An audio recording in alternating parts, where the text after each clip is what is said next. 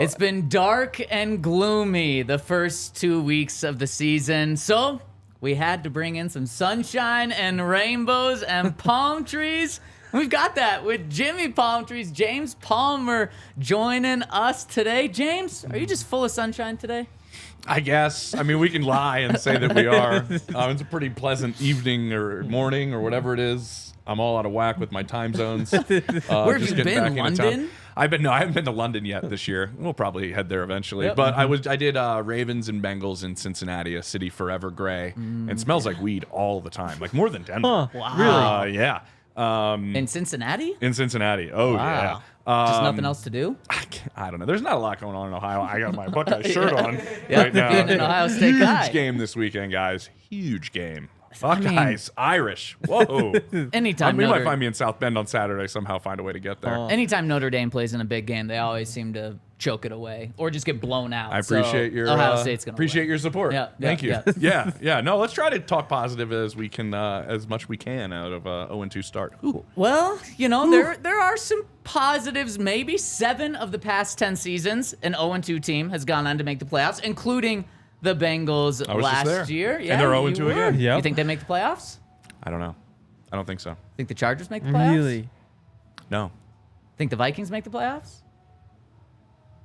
With that division, they have a chance, yeah. They do have They a still chance. have a chance to win that division. And because the division leaders 1-1, the Lions would be 1-1 right now. I mean, you look at it, like that division has always been like, oh, there's Aaron Rodgers. Well, like that's not the case. We look at what the Bears are like right now. Yeah. Like, no, they still have a chance to win their division. They have some issues. They got Tolton Reisner now, baby, on that offensive line. But they have some things they need to clear up. I mean, they obviously weren't very good against Philly. But yeah, I'm worried about Cincinnati for sure. If we're talking about AFC teams and we want to talk about the Broncos potentially getting into the postseason, I don't know if that's possible. But Cincinnati's got some issues for sure. Joe's calf is definitely lingering. Being in that locker room, that is the major concern with the teammates I talked to privately. They're like, man, this thing is going to linger. It's going to keep getting re-aggravated. And it's just going to be something that never goes away. And he just can't get comfortable. And the team in the AFC that I am now, James is jumping on the bandwagon of. The Ravens. The Ravens. I'm a little hot here. I'm on fire. I love this. The Ravens, dude. Like this new offense with Todd Monken running it, and I think people don't know, or just maybe because he runs the ball so well, don't understand how good of a passer Lamar Jackson is, how accurate of a passer he is. And talking to Mark Andrews after the game, I was like, Mark, every receiver talks about, it makes the tight end, great tight end makes my life easy on the outside. And I was like, why don't we flip that? You now have, OBJ got hurt, but OBJ, Zay Flowers, who they think the world of, the rookie. Fantasy people out there, if he's not picked up in your league, go get Zay Flowers. I think he's going to be phenomenal. Now you have talent on the outside with a great tight end, with a run game in the second half that they were able to utilize. I'm on board with this Ravens team, man. Lamar might be back in that MVP mix. I'm saying it. He might be back in that MVP mix. I believe it. And he just got paid and looks healthy right now, and probably going to be no issues there. So, man, that is a dangerous team. And then you see the Browns look absolutely dismal. What a brutal blow last night, man. I mean, you give up 14 points on offense? Oh, man. I don't care about the And score. then Nick Chubb, too. Yeah. Yep. Nick Chubb's Yep. like one of the best people in this league. Really? Like one of the nicest human beings, most humble individuals you will ever come about. Like guys that have the football in their hands tend to have a bit of a machismo to them. Yeah. Nick Chubb is the exact opposite. When I was there during training camp, they were, I was talking to Kevin Stefanski, and he was just like, you can't ask for anything more from a star player. Like you literally can't get a better person, character, demeanor, practice player, everything from Nick Chubb. Like you really can't. And he's been like, I think we can say it. Like we know we love Derrick Henry. Josh Jacobs was great last year. Christian McCaffrey's more of a weapon. He's been the best running back in football the last several years, maybe since he came in the league. And the shame of it is that this is the same knee as 2015 at UGA. But he did go on over 1,100 yards in each of the 2 seasons at Georgia after that happened. But this is the second time with probably the dislocation and multiple ligaments. Just brutal, man. And that kind of ties into like, Javonte and like where he's at, and everybody's heads that he's come back and he looks great. I'm always curious because this has gone on in a couple places I've talked to coaches. They're like, man, he's back about certain players. I won't say who, but they're like, he's back, but he's not the guy yet. Yeah. And I don't know if he will be the guy. And I hope that's not the case with Javonte. And I'm not saying it is. I'm just saying we all say like he's healthy, he feels good, but coaches do see like that little bit of explosion that may not be there, that was there before with a lot of these major knee injuries. So hopefully Javonte gets back to that explosiveness. Hopefully Nick Chubb does. Big time, and we'll see what his recovery is. And I think we're going to see the coaches just tell us whether Javonte's back or not, just with their actions, specifically Sean, who's on the field, how much. I think it's going to be 50-50 probably throughout the entire season, but I think if Javonte truly is back, then he will start separating. I think it'll be 70% Javonte. And will we see that this year? I don't know. I'm still shocked that he's at the point where he is now, where he's playing football, it's been unbelievable. getting 10 carries. He started the game against Washington, very hot, 2 carries, 24 yards. And I don't think it was his fault that he slowed down. The next 10 carries only went for 20 yards because that Commanders line just woke up. Yeah, well, and the one thing I noticed was that at the end of a couple of those runs, he took some hits. And it felt like the last couple years, he hasn't taken many hits for whatever reason, or maybe I just don't remember him. But I remember sitting in the press box and thinking like, it seems like he dodges that, or it seems like maybe he lands the blow there. So that's the only one difference that I've noticed from him. And even that might just be more in my head than anything. No, it could be. I mean, you're a smart guy. It could just be in that smart little head of yours. It could be. No, because honestly, we always talk about when a guy comes in and he comes back and we're like, how does he cut on it? Yep. How's the explosion off of it? There's still all of these tiny movements, tiny steps, shifts of weight that happen prior to contact, right? All of these things were like, and your shoulders down and you deliver, you protect yourself. All of that comes into getting healthier with the knee, not just the straight cut in the route or through the hole or the explosive first step. All of those little movements are part of getting back and trust in all of those different aspects. And this is going to be so key for the Broncos to be able to run the ball, because we talked to Lloyd Cushenberry yesterday, and he kind of said multiple times that a big issue with the pass rush, with the Commanders' pass rush really heating up in the second half, was when the Broncos started losing their lead and then they lost the lead. They had to pass the ball more than they wanted. I believe those were the words that he used, more than they were expecting to. And that puts a lot more pressure on the offensive line, puts a lot more pressure on Russ, as we saw, and the offensive line just started to crumble from there. And that's, I mean, the first quarter and a half, the Broncos' offensive line, it looked like they were playing the worst defensive line in the NFL, when in actuality, it was an incredible defensive line they were playing. But then the offensive line just started to crumble when they were able to tee off. So I think the running game, we've talked about this all offseason in training camp. We knew Sean Payton was going to want to run the ball. I think this pass game just confirmed that even more. I mean, their starters, they introduced Chris Manhertz, Adam Troutman, and Michael Burton. I think that shows you exactly what they want to be. I love when coaches decide like who they want to introduce, like which guys. No, that's what perplexed me the most, because I did a little call-in video on Sunday for the pregame show, which is like here's what I'm looking for. Daron Payne is incredible, like incredible player. He makes that whole group grow. I'm good buddies with their D-line coach, and he's everything that you want out of a defensive lineman in terms of motor, in terms of disruption, in terms of making things chaotic in the middle of the field, to when your edge rushers, when I think they got some pretty good edge rushers, I think, right? Can go out there and make plays. If you get a lead on these guys, like, continue to run the ball. I don't even care if you're not even running it all that successfully. Like, you gotta keep showing them that you're gonna run the football. Because I find it so fascinating that Eric Bieniemy on the other side, when they're still down in the second half, a big part of that comeback was their focus on still running the football and being patient with their comeback, in a sense, right? You know, a lot of times when you're from behind, offensive coordinators, quarterbacks try to look for that one big play to get you back into it. Honestly, that kind of happened right before the half, and we can kind of talk about that a little bit if we want. But, like, they were very patient in using their run game as part of this comeback, which keeps the defense honest. In the third quarter, the Commanders averaged 10 yards per carry. It was incredible. Like, and I think I give a lot of respect for a play caller that has the ability to sit there and go, I know we're down, but no, we're still going to run the ball. We're still going to run the ball, because also it does exactly what you said, Zach. Like, you can't have the D-line sitting there going to pin their ears back. What do you hear from every defensive lineman in that Broncos locker room when you go in there? oh man, we get a lead, we can pin our ears back and we go after the quarterback. Well, they couldn't do that because the Commanders stayed balanced. And the Broncos actually, with the lead, didn't do that. That was the interesting part in terms of the play calling that jumped out at me. Well, and they did a great job. Like some of those early runs, like the toss to Jaleel was perfect. Like even the Russ keeper, when they have was Troutman out there lead blocking for him on the backside, just sneak him out there. Like the creativity in the running game was incredible in the first half. Then the second half, it just didn't feel like there was too much going on. You know, the jet sweeps kind of dried up. It was basically just plow straight ahead, and it didn't work. Yeah. I mean, that's exactly what happened. And there was the biggest conversation after the game yesterday, continuing with the offense communication. What the heck is going on? And James, I think you have some excellent insight on what's going on. But first, got to tell you about our friends over at Bet365, where they don't do ordinary over at Bet365. They believe every sport should be epic, and so they have so many unusual bets, some really fun bets going on there. We've teamed up with Bet365 to have our unique bets over there, so you can find so many fun bets specifically to Denver sports over at Bet365. They also have alternate lines.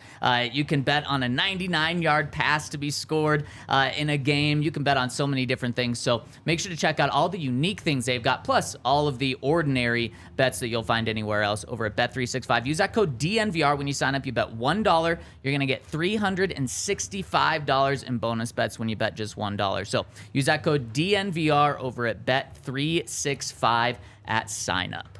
Also want to give a shout out to our friends over at Primo Hoagies. Bring it back. I love Primo. Oh, I'm so excited they came out here. Oh, it's a Philly special. Oh, really? Get me This a is Bronco perfect. Rob. Yeah, go ahead. This is our first day with the Primo ad. This is meant to be that I'm here. It is. Yeah, this is incredible. I'm doing the Eagles-Commanders game in 2 weeks. I will most certainly be eating Primo Hoagies. This isn't even like a paid-for spot. I'm not getting anything about this. This is just my love of Primo. So what's the go-to? Oh, dude. Is it just classic Philly, or no, what are we talking? No. Like broccoli Rob sandwich is phenomenal. Do they have that out here? Let's see what Primo's. Broccoli Rob? Well, hold on here, guys. Wow, this is Primo Hoagies. Let's see what they have on their menu out here. They got two locations, one in Denver, one in Centennial. I mean, roast pork would be just an absolute dominant order. It's almost for me. lunchtime. James, you're gonna make me hungry here. I'm all over this. Let's see. Yeah, they still do have an Italian, which is great.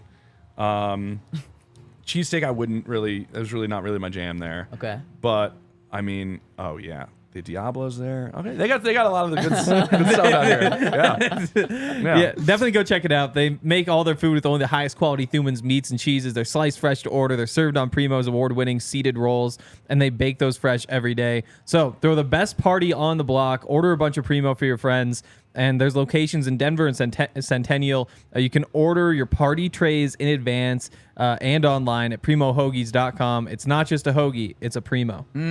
Primo. I think James can handle those Primo spots in the future. He loves them. As long as I get a cut. Exactly. I don't even want any money. I just want like sandwiches. Yeah. I'm like Joey from Friends. You can just pay me in sandwiches. Yeah, I'm good.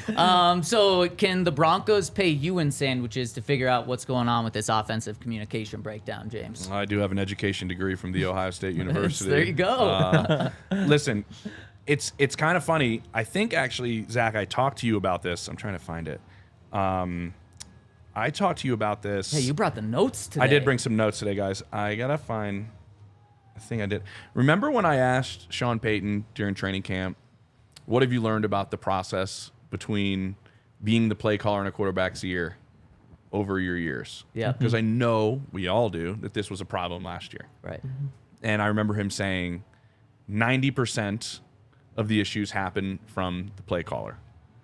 It's usually on me or Joe Lombardi, whoever's making the call, but 90% of it usually is on the play caller getting it in quickly. But he obviously went to the importance of getting the play in quickly, the importance of making sure your quarterback can see the field as quickly as possible. That's actually something we're seeing in Dallas with the switch that they've made with Mike McCarthy. You're seeing Dak get to the line of scrimmage super early, and it's helping Dak out tremendously. And that is exactly tied to this, getting your quarterback out there as quickly as possible. And I remember that, and I asked that question because this was a huge problem with Russ last year. This has been a huge problem for Russ. I don't want to say problem because he's played through it at a very high level in Seattle. But it's been something that has been something an teams issue have to adjust to. That the team and the other offensive players have had to adjust to during his entire time in Seattle. Good buddies with Michael Robinson. Good old M-Rob, one of the coolest people on the damn planet. Was a fullback, former quarterback at Penn State, fullback for those Seattle teams back in the day. He told me those early years, first several years, he made parts of the calls in the huddle in Seattle. Wow. He would make some of the calls to help out Russ and help out the communication of how it would get in the huddle and how it would get out. And what we're just talking about here, if I'm right, is just literally hearing the play call and then spitting it out so everyone can hear it. And these play calls can be 10, 15 words. It's not easy. It honestly isn't easy. And but that's what we're talking about, is just simply the relaying of information. Relaying of the information and getting it out of your mouth and making sure you can do it in a timely manner to where everybody can get to the line of scrimmage. And M-Rob said this to me. He's like, listen, the dude's still phenomenal at a lot of other things of playing quarterback. And I think we should make that clear. Like, it's not like we're sitting here dogging Russ like, oh, my God, what an idiot. Like, he's like, dude, everybody has a part of their game that's not their strongest. This isn't Russ's strongest part of his game. But what I do find fascinating is that they found a way in Seattle during a decade to make this not be an issue. And now with 2 different coaching staffs here over the last 2 years in Denver, it has been an issue. And I remember getting texts from guys on the previous staff after Sean Payton went out and talked to Jarrett Bell of USA Today and made those comments. And a couple of coaches obviously were a little upset with the words and just kind of hit me up and were like, wait till he has to deal with Russ with this issue in terms of getting the plays out. It was not all on us. And they did say, we had plenty of problems in terms of getting the play in from our side of things, but it was not all on us. Wait till Sean has to deal with it. So I'm curious, like, where does Sean, who's a very, very good teacher of football, find ways to make adjustments really quickly, and much quicker than the previous staff did, which they did make them. Remember, like Jerry Rosberg comes in like really quickly early in the season. Way better. Everything got fixed when Jerry came in. And so we'll see if Sean and company can kind of change this quicker. And the other part about it is, let's not look at the wristband as like a scarlet letter. Tom Brady wore the wristband for long stretches of time when he played in the Patriots. I think he's pretty good. I think he did all right. I think so. He saw it can help out with some things. And I think we obviously saw Russ with the wristband on Sunday. But you can change what's on there. Obviously, I think that's what Sean might be hinting at. Like, maybe I got to readjust what I'm putting on there, readjust kind of the information we're putting on there, because the last thing you want in a key situation, and as smart as Sean Payton is, he's sitting there going like, man, I really want to call this, but I don't know if we're going to be able to get, he's looking at the clock like, I don't know if I'm going to be able to get this to him and him to the, no, we're not going to run that play. Right. That would be like the worst case That scenario. would be. You got to find ways that doesn't happen. Yeah, you have to. And one of the most disheartening things about hearing this for Broncos fans after the first 2 weeks is they can't necessarily point the finger entirely at Nathaniel Hackett for last year, because now you say, oh, wait, Sean Payton's a top 5 coach in the NFL, potentially an unbelievable play caller. He didn't seem to have any issues with this. We have said, years right, with Drew what was Brees. one of the biggest things we would say when I would come on here with you guys is like, well, at least we're gonna be able to clean up all of this stuff. 100%. When Sean Payton and his coaching staff come in, and it's back in a sense. And that's probably the most frustrating, discouraging thing. But one of the best things that I like to see right now is that Sean is taking steps to fix this. Week 2. He's not going to wait till the end of the season or wait till there's a new quarterback. He's a great teacher. He'll find ways to fix it. I do think. And he's doing it now. And 2 of the things that he said, reduce the verbiage and then go to a wristband if necessary. And what that means with going to a wristband is it means that Russ can have the plays written out on the wristband, and then Sean can just send in a number or send in a couple of words, and then Russ can identify that play on the wristband and then be able to read it. And then so there is no remembering 15 words of a play call and then having to recite them. It's going to a wristband now. Sean has said that it's probably not all going to be on a wristband. There's going to be some shorter plays, reducing the verbiage, and when we need plays that are longer, that have more detail, that are going to be 15 words, then we can use a wristband. So I like that this is happening now.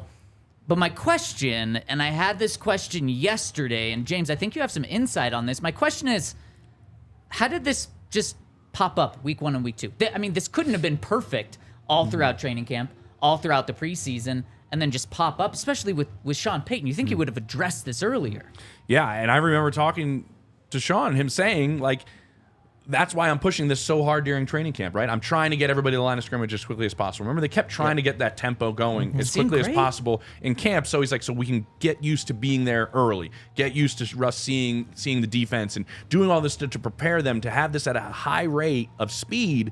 So when the game comes around, maybe it's a little bit easier. But the part that stood out to me is, and I remember doing my rounds and going to a bunch of camps and then coming back and seeing Sean Payton in the huddle with the papers held up, and like everybody's looking at Sean, and he's there next to Russ. They make the call, and then they run it. Kind of looks like scout team. Yeah, and I'm like, they're not using the headset. And I'm like, I'm watching VJ the entire camp using the walkie-talkie, which essentially they do during camp, right? They have the walkie-talkie in their hand. They just do that to the green dot guy on defense. Which essentially mimics game day it's the exact same thing. It's just they're not wearing a headset.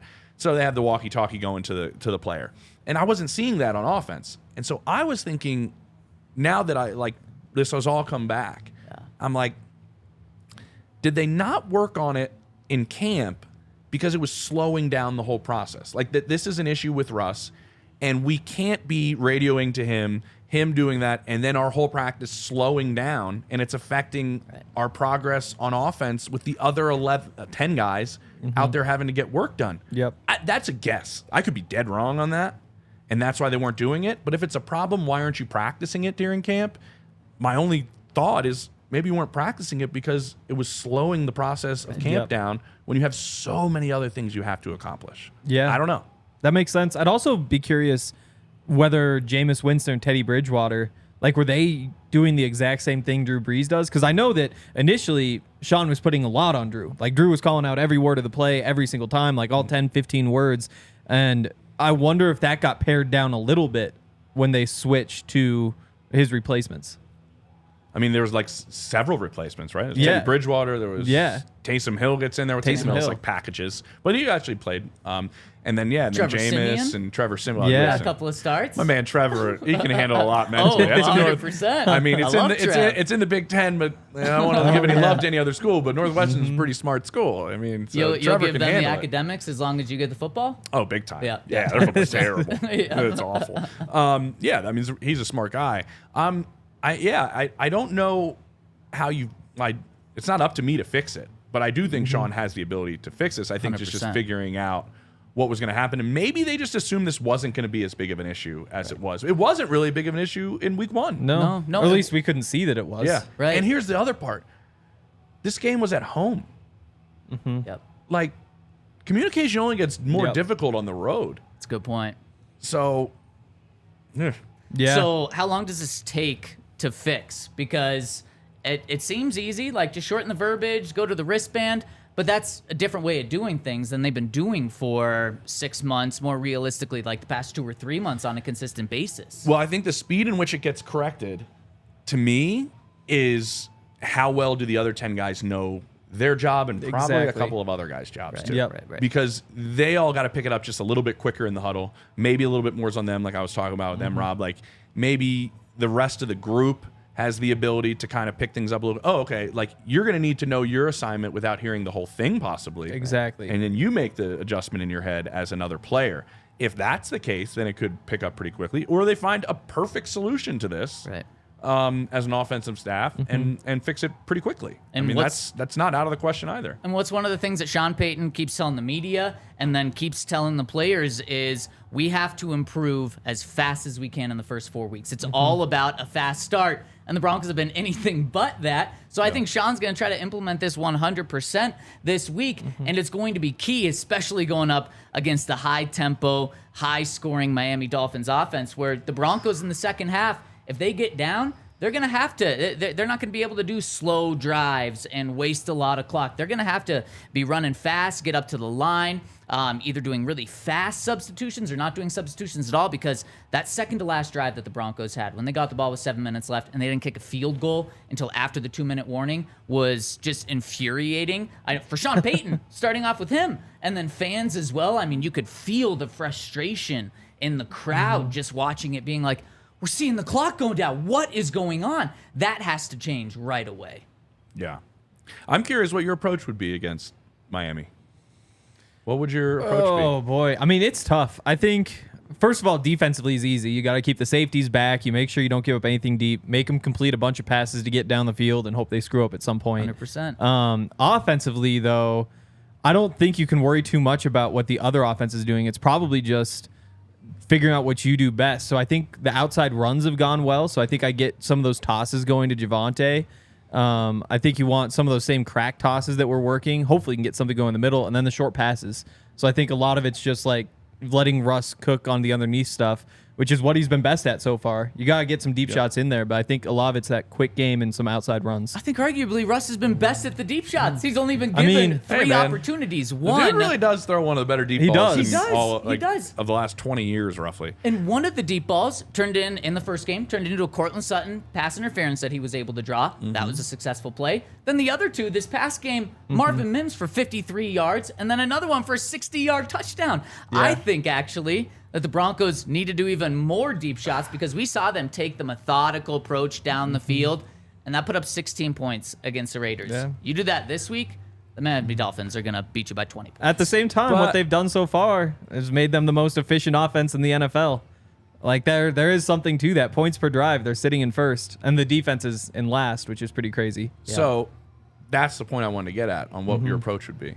Would you try to slow the game down and limit Miami's possessions because of how well they can score and how well they can score fast? Like, it was funny because I only thought of this because I just did the game on Sunday. That's what the Ravens do. They limit your possessions offensively. That's why people hate playing the Ravens. Every player I talked to with Cincinnati was like, they were like, that's why we ask for the ball first usually when we play the Ravens. Yeah. Because we know we're going to have like 3 fewer possessions probably in the game than we normally would. So my thought would be like, I know we got to figure out speeding up this process. Yeah. But maybe you want to intentionally slow the game down in some capacity, run the ball well, and Tua and Jalen Waddle, and we'll see about him with the concussion protocol, and Tyreek Hill and this offense that is really, really good if you have the ability to slow the game down. Because who are you going against as a defensive coordinator? Vic Fangio. Yeah. Right? Vic's going to take away your explosive plays. Yep. That's what he's known for, right? That's his MO. So if you can have really successful first and second downs and you're consistently in third and shorts, you might limit 2 of their possessions. You might take 2 of the possessions out of the game. Yep. And that may help you. I don't know.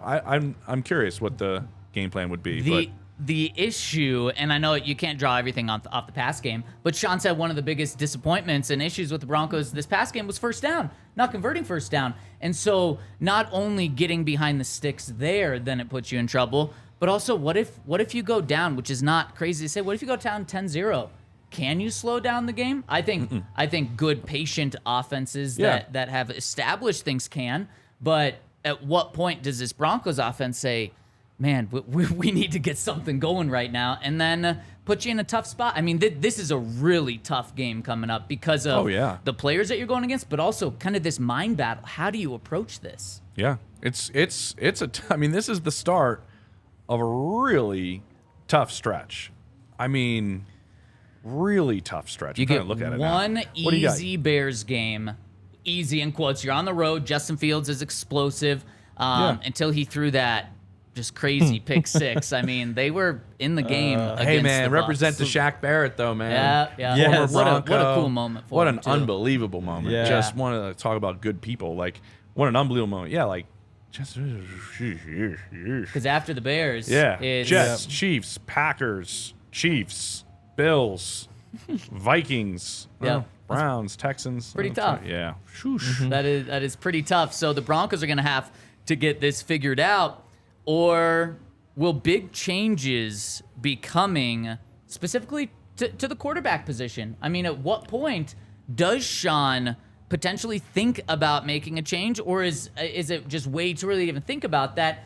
And we never really thought about this because I never expected a 2-0 start or an 0-2 start for this. You Broncos. never expected a 2-0 start. Yeah, I did not expect a 2-0 start. Actually, I did expect a 2-0 start. A lot of people did. James, I want to bounce this off you after I tell you about our friends over at Backus and Shanker. If you've been dealt an 0-2 start in life, maybe in a car accident, something like that, call our friends over at Backus and Shanker, 222-2222. Get set up with a free consultation. They're going to work on your case for free. You're not going to pay them until they win for you. So there's no downside to visiting our friends over at coloradolaw.net or giving them a call at 222-2222 to speak to them. They've won over $1 billion in cases for their clients in Colorado. They have offices in Denver, Aurora, Inglewood, and Fort Collins, so make sure to call them. But they have over 30 lawyers on staff. That's Backus and Schenker, 222-2222. And also, go get involved in the Battle of the Broncos Bourbon Blends. Because Breckenridge Distillery has made a couple of different Broncos blends, one with Ed McCaffrey, one with Alfred Williams. We've got them both on the set here. And they want you to tell them which one you like better. Because if you vote on your favorite, you can win Breckenridge Distillery and Broncos swag. You can also win 2 tickets to the Breckenridge Bourbon Whiskey Suite for the Broncos-Chargers game on New Year's Eve.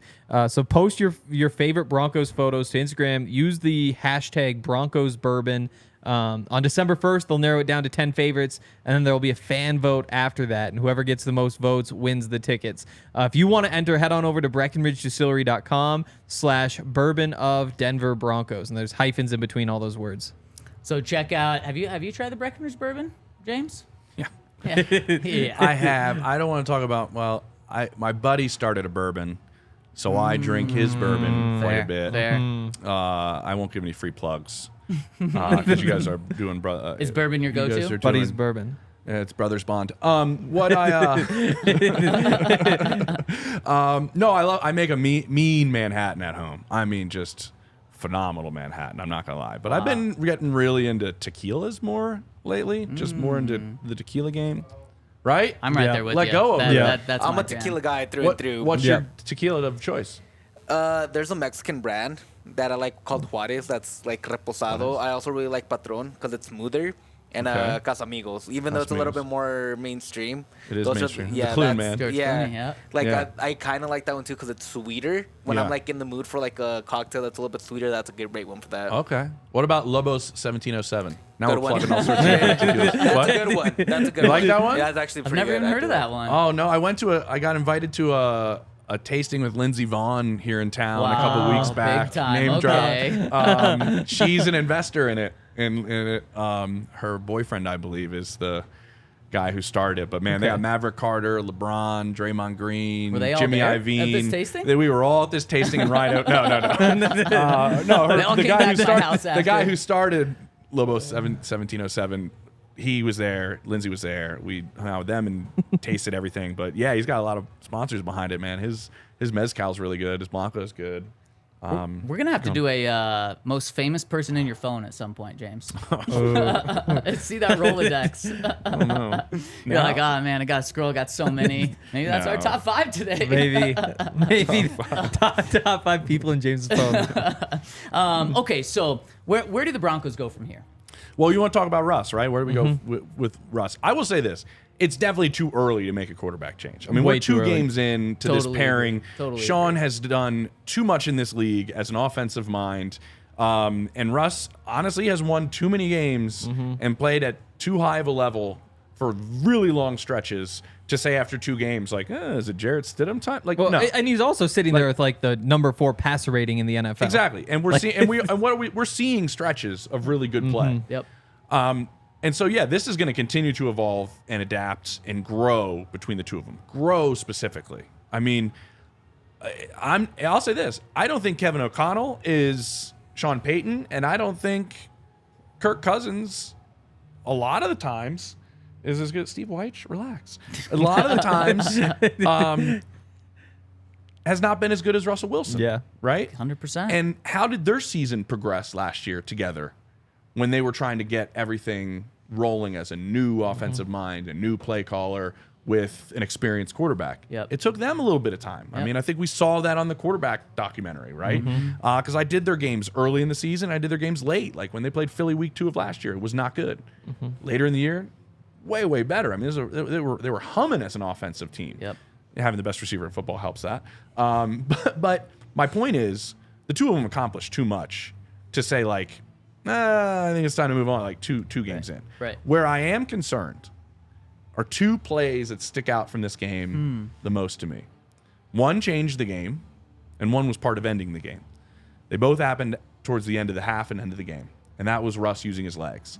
We all know he's a good dual threat quarterback. In his heyday, he was one of the best. I remember Davis Webb telling me during camp, like, I think he's top 3 dual threat quarterback in the history of the NFL, which is insane. Well, he does have the stats to back it up, too. How about this past Sunday? He became the first quarterback to have 40,000 passing yards and 5,000 rushing yards. And I think he's got 41,000, I think, passing yards. So nobody even has 40 and 5. He's got 41 and 5. Right. And so he tries to get out of bounds, and he's running to the sideline, and he gets stripped on the fumble. I'm curious if he's not a 34-year-old Russell Wilson, that he doesn't get out of bounds on that scramble. And he doesn't the ball doesn't get punched loose, and that swings the middle of this game, right? Really.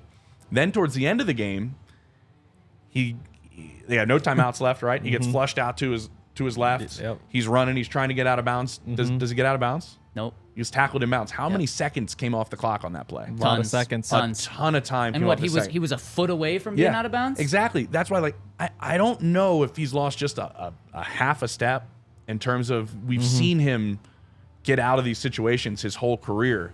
Those 2 plays stuck out to me going like, yes, he's in great shape. Nobody works harder than Russell Wilson. Let's just make sure that's clear, right? Dude works his tail off at everything, and he will always get the most out of himself. But even the old saying of Father Time's undefeated, has he lost? Those 2 plays stuck out to me going, I've watched Russ for 10 years in Seattle and covered him there, going, he gets out of bounds in both those plays.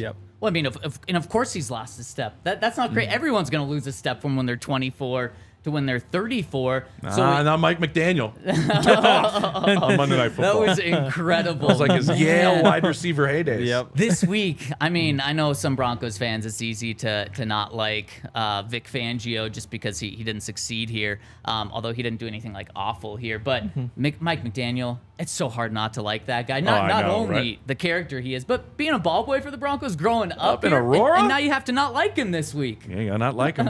My buddy Jeff Donington did a great piece on him on NFL Countdown on ESPN, riding in with him to the facility and his issues with substance abuse and how he's overcome those, and his history of growing up in Colorado and stuff like that. He's a very hard person to dislike. I mean, really hard. Oh my goodness! But man, when he got hired in Miami, the buzz around the league was like, this is either going to go really well, or this is going to absolutely blow up and be terrible.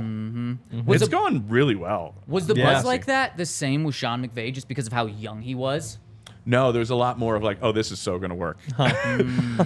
Because Mike was much more of an unknown. Like, there was already the buzz of like, oh, Mike, like Sean is a head coach. This is happening. This is happening. Actually, Mike will tell you about it. I mean, they were in Washington together. Like, he was with Kyle and LaFleur and Sean, and Mike's just below all of them trying to cut his teeth. That's always been the case. Kyle's brought him all these different places. There was more of an unknown with Mike than there was with Sean. And it's been wild success. It has been. I mean, you got great pieces, man. Yeah, you got great pieces. They do have great pieces. Where were we going with this? How did I get off topic here? I don't know. I talked about Father Time, and I don't know. Yeah, went to Mike McDaniel. Father Time. Yeah, Mike McDaniel. Oh yeah, Mike McDaniel. I threw us off. I said that he runs Mike fast. McDaniel, not Father Time. Yeah, that was my Father fault. That was my fault. Like, he was just messing with the Steadicam guy. That was awesome. The guy's following him at halftime, and Mike just takes off. Does Russ have to realize this? Does Russ have to change his game? Does Russ, or is this Sean? What's the fixable part here? Well, I don't think you can fix losing a half a step. Yeah. I think when you talk to most quarterbacks when they start to get older, the thing that keeps coming up in the conversations that I've had with them is like, I just got to anticipate things a little bit quicker. If the ball's out of my hand a little bit faster, I can't zip it through spot A like I used to. But if I see spot A sooner, ball's out of my hands faster. Now, I don't know, in running the football, that's Russ taking off and running first, maybe realizing like I may get taken, I'm going to slide sooner, like protecting the foot. I mean, that was a bad fumble. I mean, that you should not fumble in that instance. Right. But I mean, there's little things that you maybe learn in that instance about yourself. But no, I mean, I don't think Sean would run him less. I wouldn't run him less even though those 2 plays I'm bringing up, I still wouldn't run him less. He still is effective with his legs for sure. Those 2 plays just stood out to me going like, this is a little bit different guy than maybe Denver thought they fully signed in terms of all of the things that Russ can do for you. And it also made me think, so that first one you brought up, he didn't gain yards on the play either. Like, that's when we just throw the ball away. The sack he took before the field goal, on like the second to last drive. Right after the 2-minute Yeah, warning. he kind of tries to whip it into a defensive lineman's legs for some reason. But again, that's one where you can just throw the ball away. There were a few times where he could have just thrown the ball away, and the Broncos would have been in a much better situation. Yeah. That's kind of been a thing for him throughout his career, though, is that he doesn't really throw the ball away. And I wonder if that can kind of be the fix. Just a little bit more often, you throw the ball away and you don't try to make the play with your legs because it's less likely to work, and that might protect him a little bit. You know what surprised me after the game? Looking at the box score, which does not tell the whole story. Russell Wilson led the Broncos in rushing. Yeah, he did. He had 56 yards. That goes back to the beginning of what we were talking about, right? Yeah. With Russell the second Wilson half. sneakily has had a great start to the season. Like the Broncos offense is the most efficient. The difference between them in points per possession and second place is bigger than the difference between second place and ninth place. Like you have that. You have just the pure passing stats that you can look through, like rating, QBR, the touchdowns he's thrown are way up there. Like everything that you look at, he's kind of had a great start. It's just that we know that there's this communication thing in the background, and they hit these dry spells. They haven't been able to pull through at the end. Yeah, I got a question. I have an answer. This is a question for the two of you. Oh boy. Okay. Am I pitting on there? No, I'm not. No, at you're all. all good. Nice. It's pretty nice. It's comfortable up here. Yeah. This is going to be a question I'm going to just ask the two of you. Oof. They played Washington on Sunday. Obviously, Sam Howell, a lot of question marks there. Who has a better group around them this season? Sam Howell or Russell Wilson? Just on the offensive side. Better group that they have to work with. That Commanders' offensive line is rough. Like just watching them play, especially going back and watching that Cardinals game. I think the Broncos definitely have the edge in terms of the offensive line, but I think the playmakers are a pretty easy win for the Commanders. So I'm Right. not sure where that leaves you. I think, I agree with that. That's Yeah. right. I mean, Terry McLaurin, I remember Surtain telling me, like, he's the most underrated receiver in all of football. Yeah. He can do everything. Yep. Jahan Dotson is an up-and-coming, like, legitimately really good receiver that Yep. doesn't drop anything. Yep. Yep. Logan Thomas is decent. Curtis Samuel is a chess piece on Yep. third down specifically because you can line him up in a million different spots. Brian Robinson, different I think I'd be realistic with ourselves. Yeah, 100%. And I think And that's not a creme de la creme like NFL team.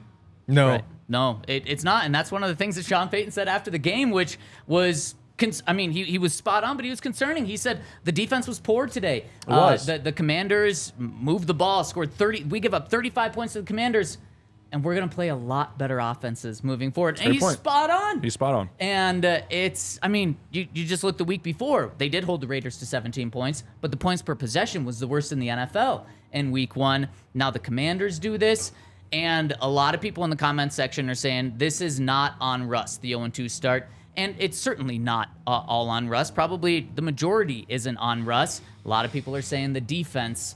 James, how concerning is it with this defense in the first 2 weeks? I'm concerned with the defense, but I'm going to get to it. But I'm going to go back to what you just said. You just said Sean Payton said that this defense needs to play better. And this offense, we're going to face a lot better offenses this year. And you said that's 100% true. And we just said that this offense probably has better talent than the Broncos offense. So what are you saying about the Broncos offense in terms of talent?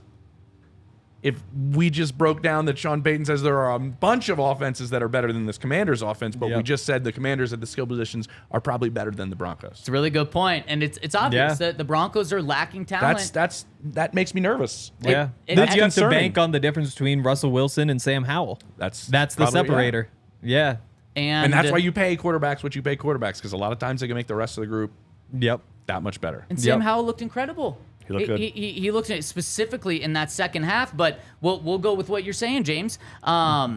Jerry Jeudy. It was his first game back, so you give him a little break there. He had a catch to start the game. He had 2 catches the rest of the game. That's not all on him, but you would imagine if he looked like a true number 1 receiver in week 1, he probably would have had more than 3 catches. Courtland Sutton, in the first 2 games this season, has looked like more of the Courtland Sutton of the past couple of years, not the Courtland Sutton of 2019. A possession receiver, not a number 1 receiver, not even a dynamic number 2 receiver. And then Marvin Mims, I love what I've seen of him so far, but Mimsy, looking good. Sean Payton has had him on the field 17 plays week 1, 16 plays in week 2. I'm pounding the table for more Marvin Mims, but I don't think Sean's not putting him on the field because he's stupid. Sean probably says the rookie has some limitations right now. I expect that number to go up, but I expect it to go up this past week. He missed time, right? Yep, he did. I mean, that's not good for a rookie if you're trying to get yourself involved in as many plays as possible, like you said. Right. Being able, that's a great point. That's the part that I'm concerned with. Like, the group around Russ isn't phenomenal, I don't think. No. A lot of times when you don't have a number one, usually you paid somebody else on your offense to make up for that. Dominant tight end. That's it's weird we've brought up the Ravens as many times as we do, but when they had bad receivers for a long time, you have Mark Andrews in the passing game. You look at the Patriots, and they don't have a great wide receiver group. Well, they have Mike Gesicki and Hunter Henry. Like, they have two pretty good pass-catching tight ends. If the Broncos don't have a one, where's the dominant player at another position? Right. It's not there either. You almost just need it to be Javonte. It might hit him need with to the be the check run game downs, and Javonte. hit him with the short pass. I mean, I think it's going to have to be like spread the ball around. And my point of this is, a lot of this looks like it would probably fall on the coaching staff to get the most out of what you have, the most out of your. Definitely. And I'm not saying any of these guys are terrible by any means. Cortland can make plays. Jerry can make plays. We've seen it all happen. But if you don't have guys that consistently win on their own, play in and play out, then it's up to the offensive scheme and the quarterback to make the offense go. Yep, you got to scheme it open. Big time. You got to scheme it open. I feel like I'm a real downer today, guys. No, that's okay. I mean, But James, just- they're 0-2. Sometimes They you are gotta be 0-2. realistic. They're 0-2, but I'm not. I don't Truth know. hurts. For this season, Love obviously hurts, they're too. kind of screwed in terms of like, are they a good team or not? My thoughts about them haven't changed after these last 2 weeks. If anything, I kind of get more optimistic just because I've seen what this offense is doing, and the defense. They've done better in the past. Like, and that's kind of my point. I don't want to cut you off, but real quick, don't you think? go ahead. Don't you think then that my point of saying it's up to the offensive staff, and we're seeing some success offensively? That isn't that a direct example of Sean Payton? Yeah, it and looks- what he it brings looks like to it's the working. table offensively. He is getting a lot out of the group if we're breaking it down the way we're breaking it down, and I think that's a positive sign to where you're actually seeing the right Definitely. coach with the right coaching staff in there getting the most out of the players they have, and we're only 2 games in. Yep. So he's probably going to learn more about these players as the season goes on to get more out of them as it goes. I think this kind of spins all the way back around as we're critiquing the talent to like, they probably have the right coach and the right offensive coaching staff to fix things. Yeah, well, 100%. And it's just how long it takes to Freddie get says fixed. Russ is too Or short. maybe, that. maybe what is it? Russ is too short. Oh, Russ is, yeah. That's it. His decade in Seattle would prove that wasn't the case. That wasn't a problem. Maybe he shrunk. But what is it? Well, I mean, People you get get older. smaller you when they get shrunk. older. Yeah, They do. Yeah. What is it that the Broncos need to do on defense? Is there hope to save this defense? And let's get into that after I tell you about Game Time. If you're going to Miami for this weekend's Broncos-Dolphins game, download the Game Time app. Use the code DNVR to get $20 off your first purchase. Next time the Broncos are at home, it's the highly anticipated, maybe not, it's very much anticipated anymore, Broncos-Jets game. Nathaniel Hackett still got the back juice? in town. It doesn't have the juice. no, No. doesn't have the juice. Man, I mean, when Aaron Rodgers went out, it made that game way less interesting, but also made it way more winnable for the Broncos. Broncos might be looking to go on a couple game win streak at that game, playing the Bears. I the heard week before. I heard Aaron say something. He's going to be back by week 5. Oh yeah. He says he's coming back magical faster Achilles than anybody injury, else, the surgery that he had. He says he's coming back. Man, that would be. I mean, he would love to do that for Nathaniel Hackett. He'd love to be there. Nathaniel He Hackett would like him to defend do his that for boy. Nathaniel Yes, he Hackett. certainly would. So use that code DNVR over at Game Time to get $20 off your first purchase. And go grab some Shady Rays because actually a couple days ago it was really gross outside. Okay. And it was I made me realize like I don't need to bring my sunglasses with me today, and it was the first time in months that was the case. But since we live in Colorado, we gotta have sunglasses just about every day. So make sure that you head over to ShadyRays.com because if you use the code DNVR, you can get there it is. DNVR, you get 50% off 2 or more pairs of polarized sunglasses. It's exclusive just for our listeners. And over 250,000 people have rated them 5 stars. So definitely go check them out. You can actually go down to their store at the Park Meadows Mall as well. James, how concerned are you about the Broncos defense? How concerned should we be about the Broncos defense? Because we did talk about how there's so many positives with the offense, how the future could be a lot brighter than it is right now, or how it will be brighter than it is now because things are still picking up. Is that the same with the defense, or is this a little more cloudy and gloomy of the situation? I think it's a little gloomy. Yep. I think it's a little gloomy. He sits in this chair a lot, Pat Surtain, right? He does. He does. That one. How's it feel? I can tell. Yeah. We got PS2 and JP2. Yeah. Wow. JP2. What's I don't know the what two the about? I don't know what to do. Yeah. I'm not sure. He is an unbelievable player. Yep. Like, unbelievable player. My opinion, the best corner in football. Agreed. You can scheme away from that. Right. You really can. That's tough when you're that dominant of a player. Yeah. I remember talking to my buddies with the Jets, and I was like, we had a conversation on NFL Network. It was like, who's the most important person outside of Aaron Rodgers that to this team? And you would say probably the next best player is probably Sauce Gardner. Right. Not a single person I asked in the Jets organization. I was like, hey, hit me with the. Not a single person said Sauce. You know why? You can scheme against You him. can scheme away from You him. can go away from Yep. him. Yep. They were like Mekhi Becton's health, or Garrett Wilson. Maybe Quinnen Williams might be our most important player outside of the quarterback. So my point with that is, Right. your most dominant player on the team, teams can try to find ways to avoid. Yep. Now, they still make an impact. Pat still makes an impact on the field because he takes away a portion of it and takes away a lot of times the other team's best player. But then when that happens and they get schemed away from, your other players are in a position where they need to make plays. Right. And I think that's what needs to happen, Right. specifically in the secondary. Yeah. And I don't think it's happening. Yeah, I mean, Yep. especially with Kareem being ejected this past game, he's not going to be suspended, but that just showed just the depth in the secondary, how concerning that was. Damari Mathis, you want to see maybe Riley Moss take a step up, but he has to play first. He was a healthy scratch this past week, probably because he still needs some time to get the defense under it. I'm not concerned about his long-term future, but the secondary is a big concern outside of Justin and Pat. Those are your It's two like- best players. Yeah. Maybe those are your two best players on the team. Definitely. Yeah, 100%. Yeah. By far. Yep. Not Yeah. even close. I mean, those are your two all-pros. Yeah. And that's why it's concerning. It is. Like, but you need to get more consistent pressure up front. You need to stop the run. You need linebackers to be active. I thought from everything we saw during training camp, we'd see more out of this heavy pass rush rotation. Yeah. On the edge specifically. But I don't know, man. Like, edge rushers, it's getting pretty tough for you out there. Yep. In all honesty, Why? With the way the game's being played. We had this big conversation on the NFL Report podcast. Check it There out. you go. Hosting. Yeah. Nice plug. with Brian Baldinger, fellow employee now, right? Wait, Yes. stick around 24 hours. I know. Baldy told me. Oh. So Tell me. the ball is out so quick. It's under 2 seconds most of the time.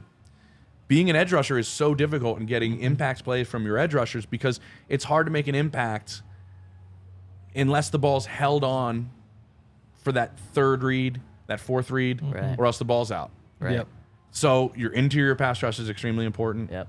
Getting that push in the middle of the defensive line is huge. And then your secondary, making sure that the quarterback has to go to their third or fourth read. So then an edge rusher can put a move and then get there in time. Right. So my point is, when we were all following these edge rushers in camp and going like, oh, I got a lot of really good edge rushers. And I think they do have some decent edge rushers.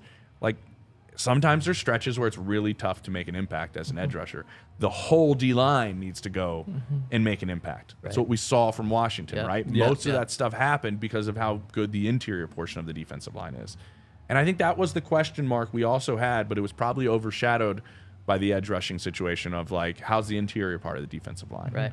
Do we have an interior defense lineman as a playmaker? I think Zach's pretty good. Yep. He's Yeah. a good player. Yep. He's a good player. I just think you want that group to come along together. And maybe there's a lot of new pieces.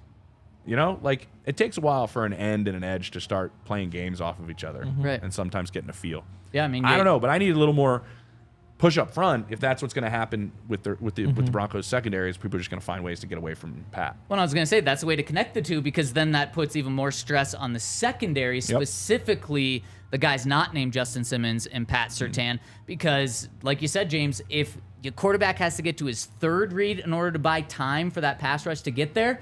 Well, that means they can look at their first read, which is on Pat, quickly move to the second read, and if that's on the other side and he's open, well, then you get the ball out, and then there's not time for that third read to come around for the pass rush to get there. Exactly. And then you hold on, and this does happen. No lie, this happens, where the quarterback is like, okay, first read here, second read. Okay, third read's at Pat. I'm gonna, you know what I mean? Exactly. We're gonna scheme away, and I'm not throwing that. And then it helps your defensive line. So yeah, this does fall collectively on, I think, the group as a whole. I think this is maybe the disappointing part of it, though, right? Because this has been the constant during all of these struggles the last couple of years. Is at least the defense has played well. Right. Yeah, 100%. Now it's gone. What were you gonna say? I mean, and it's all just kind of falling on Damari. Like, there's that one spot that they can just pick on. Like, it's He's obviously young, man. opposite side of the field as Pat. Like, can get the ball out quick. Like, it's just so obvious to go right there. And so far, it's working. Like, they've thrown him 17 times. 15 of those been completions. 178 yards, 3 touchdowns in the first 2 games. It's like, I love Damari, and he is young. And we've seen some really good things from him. But so far, that has been just kind of the piece of the defense that has broken open, and that's why they've struggled. Yep. And offensive coordinators pick on corners.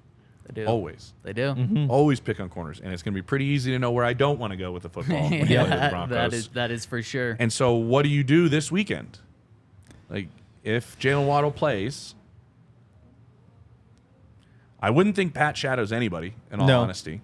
And I don't think you can win.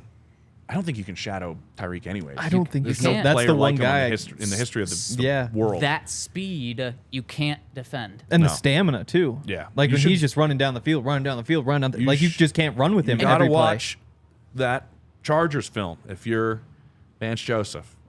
That'll show you exactly what not to do Yes. when you're scheming up against Tyreek Hill. Their game plan was terrible. It was. Terrible against Tyreek Hill. And so the extra help that you need to give, he essentially takes 2 players off the field for you. That makes life really hard, and that's exactly what we're talking about. Yeah, and you never get a break. Speaking Never get a break. of the Dolphins with the Broncos coming up against them this week, Tua is now the front runner to be the MVP.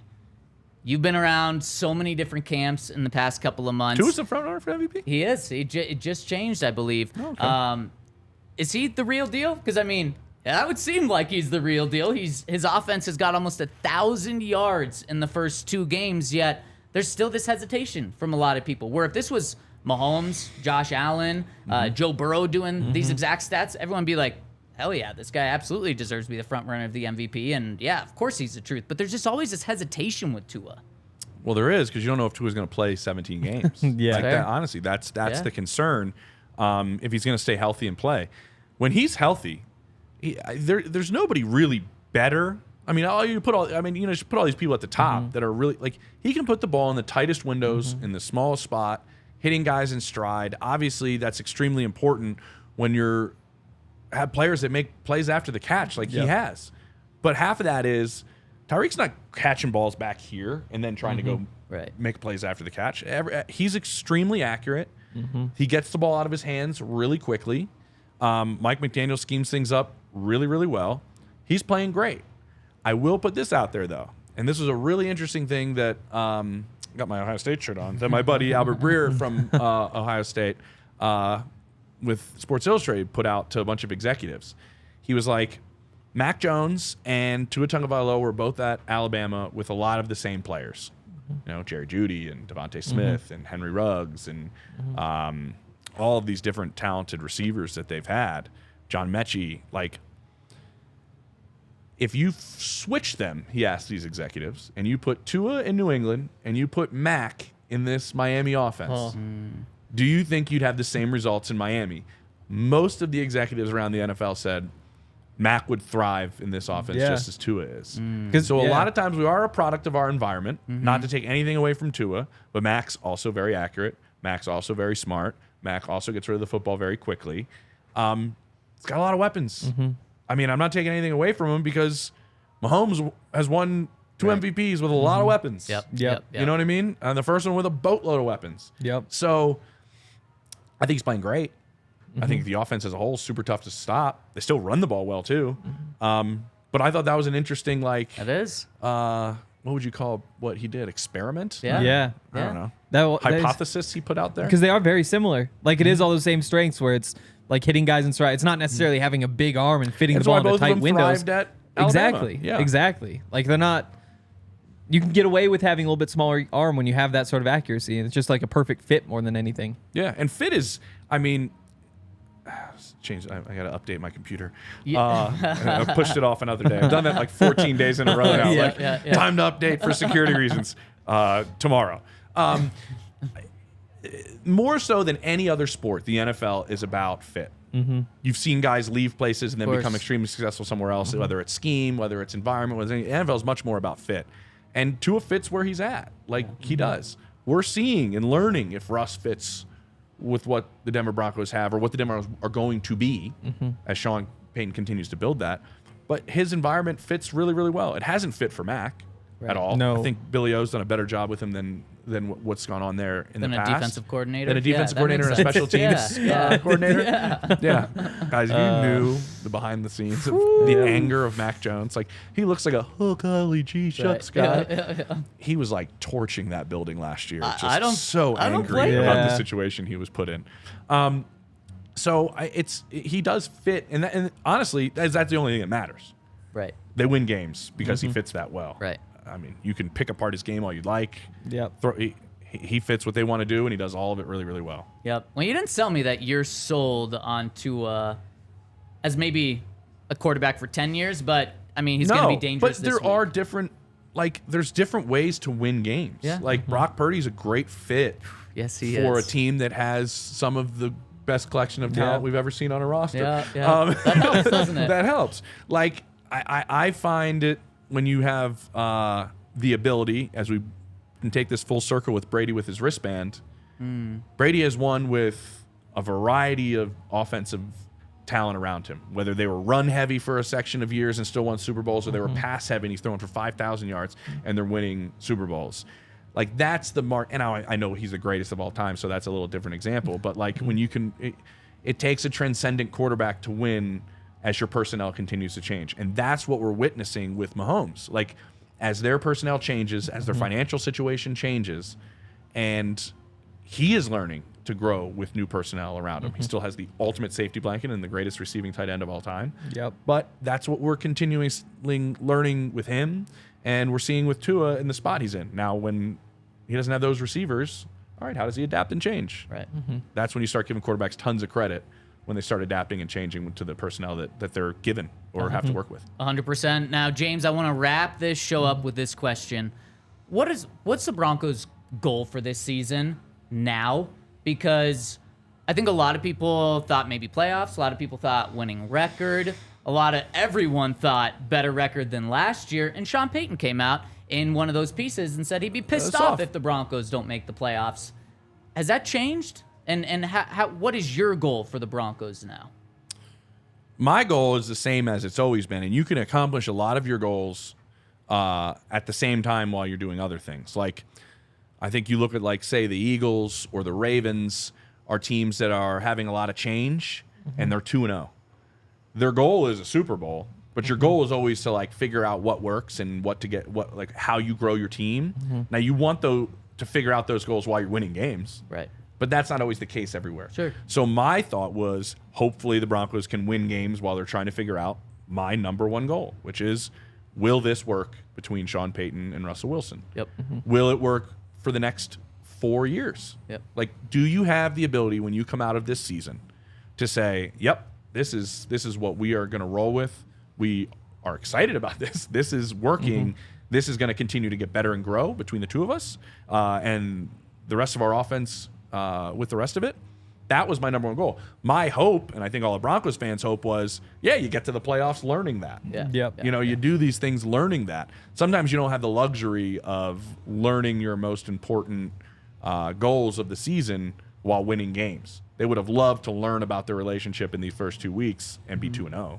Like Philly is, like, new offensive coordinator. Like, Right. I'm talking about 3 teams that have new play callers, right? So Ravens have a whole new offense, new play caller. Well, they're 2-0. they're not where they want to be. Lamar's not comfortable in it yet, but they're 2-0. Yeah. Russ is probably not fully comfortable in it, and he's 0-2. But they're all getting better, I would say, Right. as Definitely. they've gone. Yeah, if the season can end with Sean Payton feeling comfortable with Russell Wilson's contract, and he's thinking that he's getting quality value in Russell Wilson's contract, then in 5 years from now, you'll say, okay, I was comfortable with that 2023 season. Yeah. And that's what it boils down to, because that would mean Russ is a top 12 quarterback. Because Russ is getting paid $50 million a year, doesn't mean he needs to be the 5th best quarterback in the NFL. We know that quarterback contracts are always going to be off a little bit. What Mahomes, before getting restructured, was the 8th highest paid quarterback, so it doesn't always add up to Wait, exactly I thought how all the good you Chiefs are. fans wanted to tell everybody, look, Patrick doesn't care about money, guys. About that. He's cool being the 8th highest paid quarterback. All these other guys are money hungry. That's why Patrick's better than everybody else. Yep. Patrick Mahomes is always going to get paid. This has Yep. been in the works forever. They wanted to see what Burrow's numbers were before they kind of went forward with theirs. I can't stand that. And then what is Yeah. it now? I think I saw some national, maybe it was James Palmer, say that after 2026, I believe, is when like the guaranteed or when this new They'll deal kind of revisit it. they'll revisit. So Yeah. what? Give This it 3 more 10-year years? contract, did anybody think like he was going to sign this contract No. and then just play the whole 10 years out while the rest of the NFL grew and changed and the salary cap exploded multiple times and he's going to go, I'm cool with the deal I signed 8 years ago? Absolutely like, not. No, it was going to continue to get restructured. That was always the plan. Yep. And they're always going to keep moving money. To me, the Mahomes contract, by the way, timing is kind of hilarious, right? Chris Jones wants a new deal. He wants a 3 in front of that number. They only want to give him like 26 and change or something like that. They don't come to any agreement other than a new 1-year contract with incentives. He comes out, absolutely blows up that game against the Jaguars. He destroys that entire offensive line. And everybody's like, yep, see how great Chris Jones is?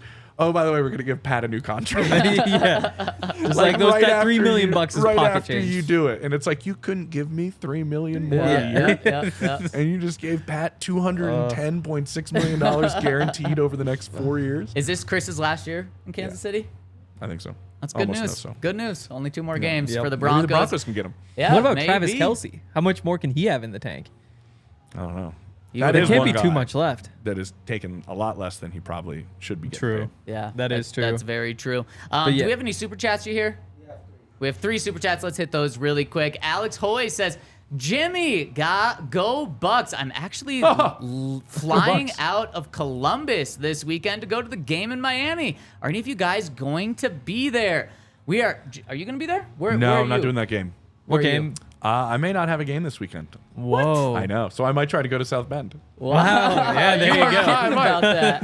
It's like, see my son play soccer here in town in the morning or go to South. Oh. Well, you don't have to put it like that. You Well, can, that's what I it can comes down always have to. my wife hold a phone Daddy- up and we can yeah, like there we go. FaceTime me from South Bend. Is that Yeah. a morning No. game too?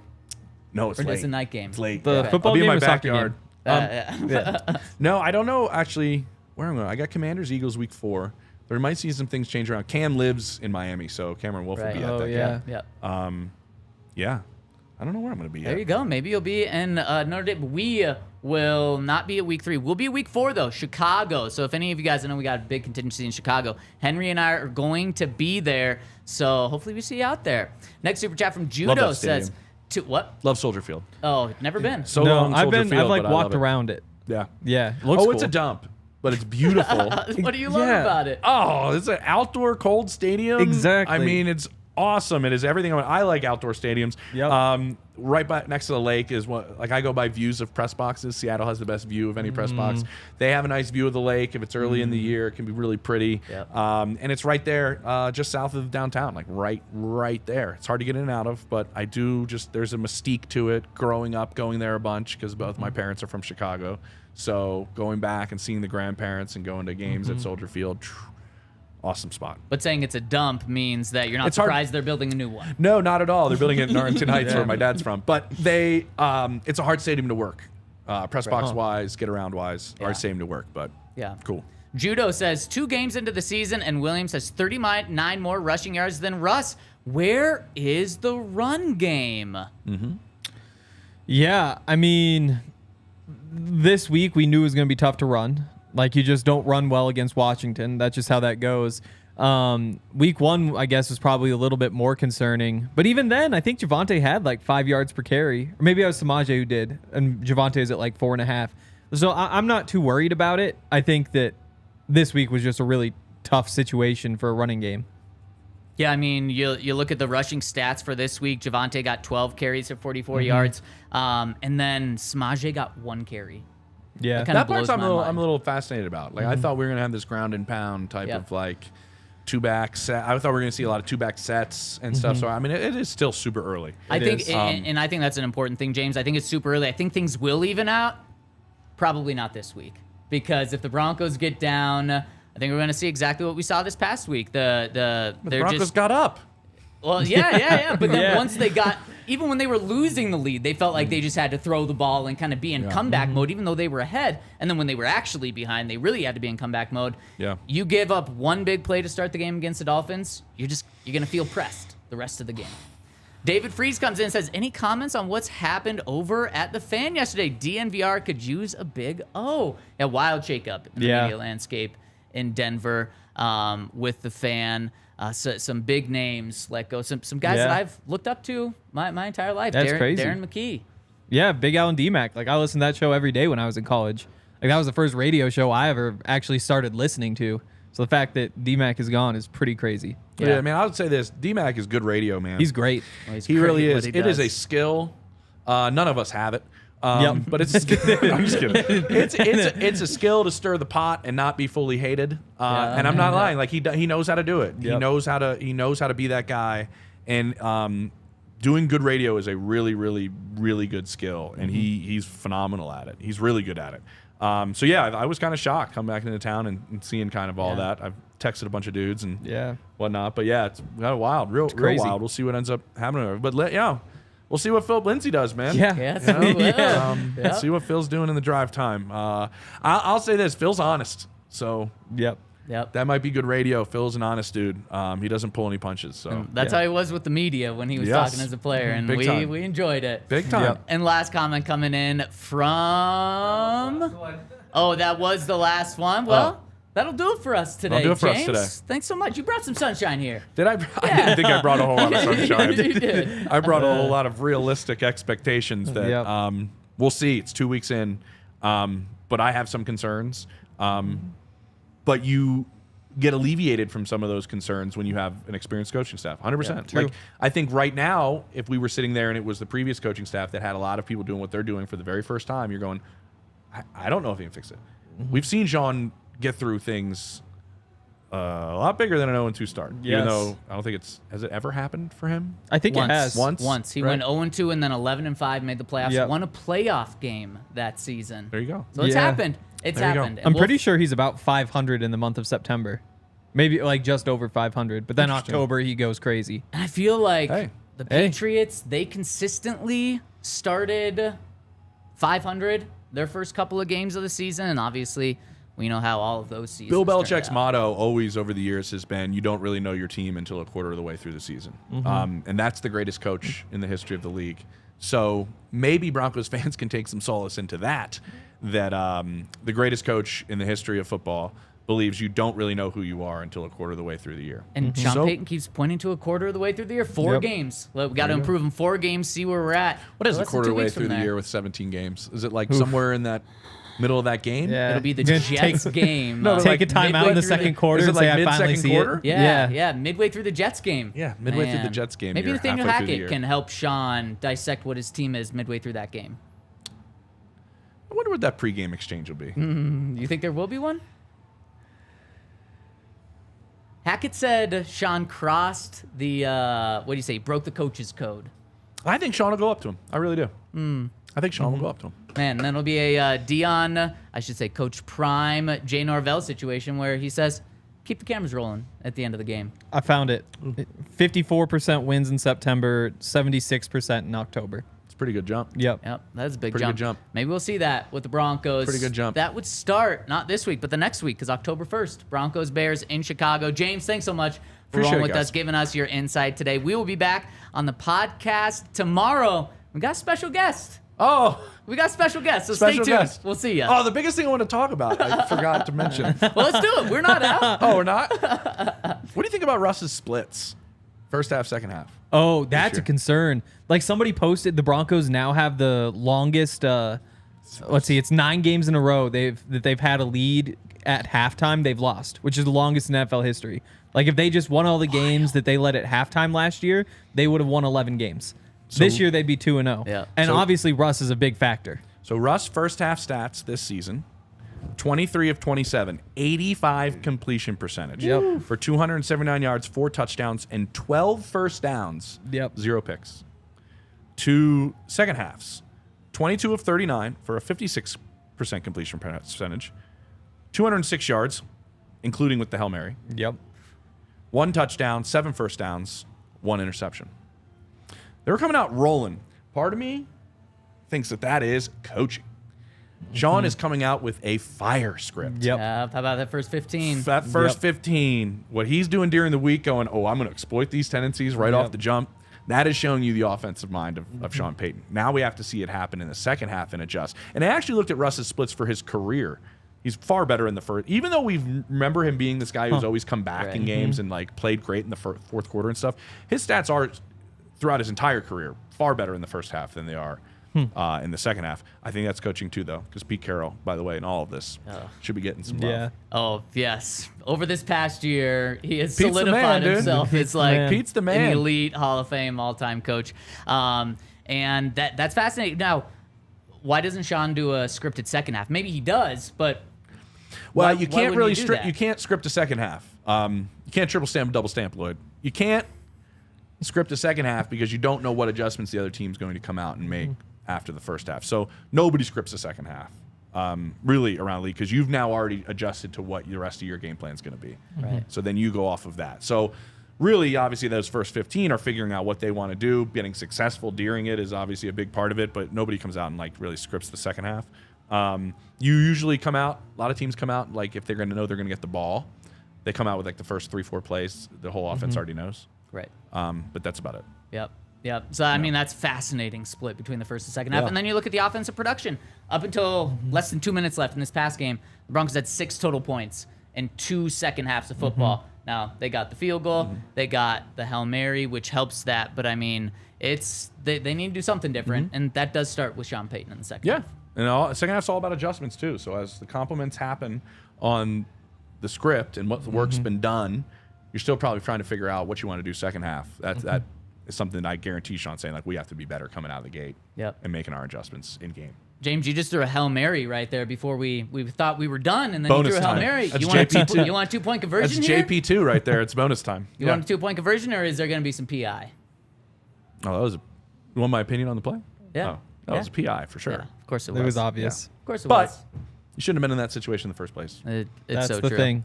It's so true. And I mean, the game last night ended with PI, obvious PI too. And you just have to know that, don't put yourself in that position because Win by refs more. do swallow the whistle at the end of games. You can Yep. take advantage of that on defense too, maybe. True. All right. That's it for us today. We will see you tomorrow on the DNVR Broncos podcast. I was quiet because my meter's going to run out.